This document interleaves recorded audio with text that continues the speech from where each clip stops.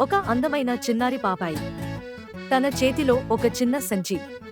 ఆ సంచిలో తనకి ఇష్టమైన బొమ్మలు, కొన్ని పుస్తకాలు ఉన్నాయి. ఆ పాపాయి నెమ్మదిగా నడుచుకుంటూ వస్తోంది.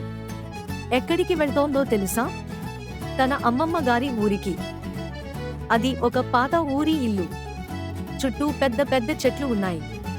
ఆ చెట్ల నీడ చాలా చల్లగా ఉంది. ఇల్లు చాలా హాయిగా కనిపిస్తోంది. దాని ముందు చిన్న అరుగు ఉంది. అక్కడ కూర్చుని కబుర్లు చెప్పుకోవచ్చు. ఆకాశం చాలా నీలంగా, ప్రకాశవంతంగా ఉంది. వేసవి ఎండ మెరుస్తోంది. కానీ చెట్ల నీడలో చల్లగా ఉంది. పక్షులు కిలకిలమంటూ పాటలు పాడుతున్నాయి. గాలి నెమ్మదిగా వీస్తోంది. అంతా చాలా ప్రశాంతంగా ఉంది. చిన్నారి పాపాయి ఆ ఇంటి దగ్గరికి చేరింది. తన ముఖంలో సంతోషం. అమ్మమ్మ గారిని చూడాలని ఆతృత. ఆ ఇల్లు తనని హాయిగా ఆహ్వానిస్తున్నట్లు అనిపించింది. ఇక్కడ తనకి చాలా ఇష్టమైన జ్ఞాపకాలు ఉన్నాయి. ఇది నిజంగా ఒక ప్రశాంతమైన చోటు.